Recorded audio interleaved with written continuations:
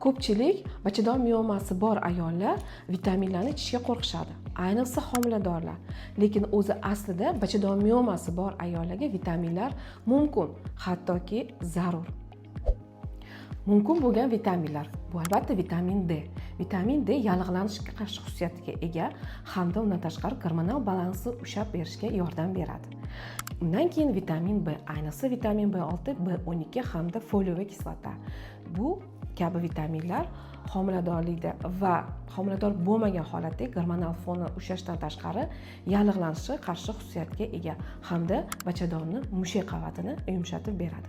Undan keyin vitamin E. Vitamin E antioksidant xususiyatga ega. Bu bilan birga yallig'lanishni olib, PMS, ya'ni predmenstrual sindrom belgilarini kamaytirishi mumkin. Undan keyin vitamin C. Vitamin C. Ko'pchilik vitamin C ni qo'rqadi ichishga, lekin vitamin C sizdagi qon tomirlarini mustahkamlab, qon kamayishini oldini oladi. Va 5-inchisi bu temir moddasi. Temir moddasi vitaminga kirmaydi, lekin bachadon miyomasi bor ayollarga juda ham zarur. Chunki bachadon miyomasida qon ketishi bilan birgalikda qondagi temir moddasi tushib ketishi mumkin. Shuning uchun bu 5 ta vitamin dorilarni homiladorlik va homilador bo'lmagan bachadon miyomasi bor ayollarga bemalol mumkin.